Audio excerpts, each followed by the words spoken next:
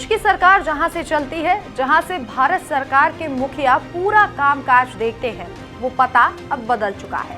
PM Modi का office अब नई बिल्डिंग कॉम्प्लेक्स सेवा तीर्थ में शिफ्ट हो गया है। इसके साथ ही पीएम मोदी ने सेवा तीर्थ और कर्तव्य भवन 1 और 2 का उद्घाटन किया। इससे पहले पीएमओ और मंत्रालयों के ऑफिस नई दिल्ली के सेक्रेटेरिएट बिल्डिंग के नॉर्थ और साउथ ब्लॉक में थे। ये दोनों इमारतें करीब 78 सालों से देश की सत्ता का केंद्र रही हैं। प्रधानमंत्री कार्यालय का नाम सेवा तीर्थ रखा गया है। सेवा तीर्थ का मतलब है सेवा का स्थान। पहले इसका नाम एग्जीक्यूटिव एनक्लेव रखा गया था। ये कॉम्प्लेक्स करीब 5 एकड़ में बना है। इसे L&T कंपनी ने 1189 करोड़ रुपए में बनाया है।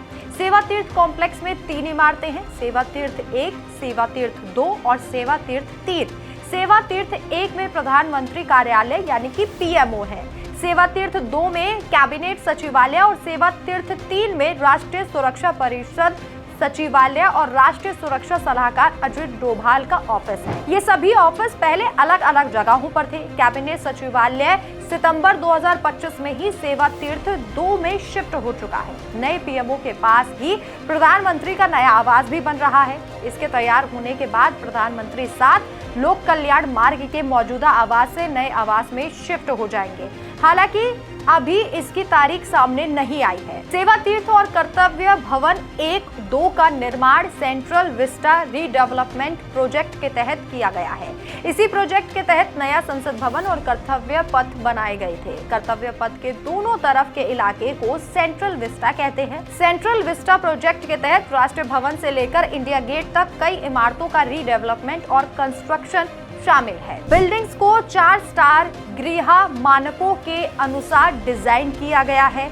इनमें renewable energy system, water conservation system, waste management system और एनर्जी एफिशिएंट कंस्ट्रक्शन टेक्निक्स का इस्तेमाल किया गया है। इनसे पर्यावरण पर असर कम पड़ेगा और कामकाज की क्वालिटी बढ़ेगी। इन कैंपस में smart access control system, surveillance network और एडवांस इमरजेंसी रिस्पांस सिस्टम जैसी सुविधाएं हैं।